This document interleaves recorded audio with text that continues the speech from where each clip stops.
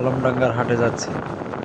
নামকরা গরু হাট, মহিষের হাট, মানে এমন কোনো পশু প্রাণী নাই যে এই আলমডাঙ্গার হাটে পাওয়া যায় না। তো একটা ভিডিও হবে না তা কী করে হয়।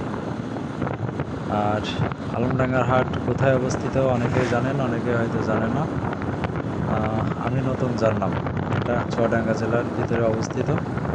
তাই হাটে পৌঁছে গেছি, এখন এক কাপ চা হবে। হাটে পৌঁছে গেছি, এত লং জার্নির পরে এক কাপ চা হবে না তা কী করে হয়। চা খাওয়ার পরে গোহাটায় ঢুকবো, মহিষ হাটায় ঢুকবো, দেখি গরু মহিষ কেমন জোটে, কেমন পাওয়া যায়। আর ছাগলের হাটায় ঢোকার সময় হয়তো হবে না, কারণ ছাগল তো কিনতে যাইওনি যে ছাগলের হাটে যাব। তবে ইচ্ছা আছে গরু এবং মহিষের হাট ঘোরার।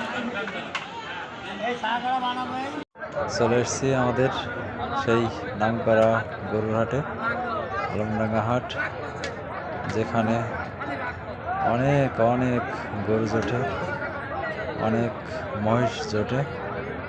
এই যে দেখতে পাচ্ছেন মহিষ। আসলে ওইভাবে ঘুরে ঘুরে ভিডিও করা সম্ভব নয়, তাই অল্প পরিসরে ভিডিও দেওয়ার চেষ্টা করলাম। এর ভিতরে একটু বলতে চাই যে এই যে আলমডাঙ্গার হাটটি সত্যি অনেক বড় একটি হাট, অনেক নামকরা হাট, যা চোখে না দেখলে হয়তো বিশ্বাস করতে পারতাম না। আসছিলাম দেখতে, দেখে গেলাম,